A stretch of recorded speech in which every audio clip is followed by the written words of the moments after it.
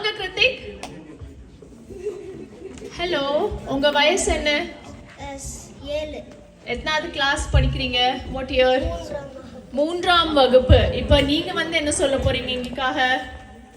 ஏர் எழுபது. சரி, ரெடியா? நீங்க எங்க இருந்து வந்திருக்கீங்க? பர்மிங்ஹாம். Very nice. நீங்க அங்க பார்த்து சொல்லுங்க. கை தமிழுக்கும் தமிழ் அன்னைக்கும் என் முதல் வணக்கம்.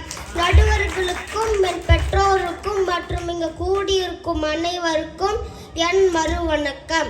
என் பெயர் கிருத்திக் சுபன். நான் இப்போ கம்பருடைய ஏர் எழுபது நூலில் இருந்து பாடல்கள் சொல்ல போகிறேன். கம்பனின் திருவடி வணங்கி என் அடி துவங்குகிறேன். ஏர் ஓட்டுதலின் சிறப்பு. கார் நடக்கும், படி நடக்கும், காராளர் தம்முடைய ஏர் நடக்கும் எனில் புகழ்சால் இயல் இசை நாடகம் நடக்கும். சீர் நடக்கும், திரு நடக்கும், திருவரத்தின் செய நடக்கும். பார் நடக்கும், படை நடக்கும், பசி நடக்க மாட்டாதே. உழுவோனின் சிறப்பு. உழுதுண்ட வாழ்வாரே வாழ்வர், மற்றெல்லாரும் தொழுதுண்டு பின் செல்வார் என்றே இத்தொல்லுலகில் எழுதுன்ற மறு என்றோ இவருடனே இயலுமிது. பழுதுண்ட கடல் சூழ்ந்த பாரிடத்தில் பிறந்தோர்க்கே.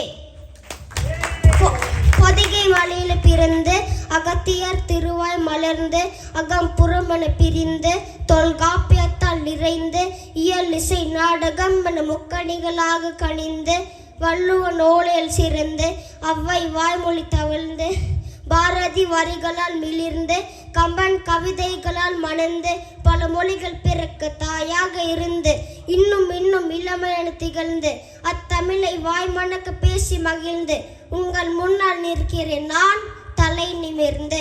நன்றி, வணக்கம்.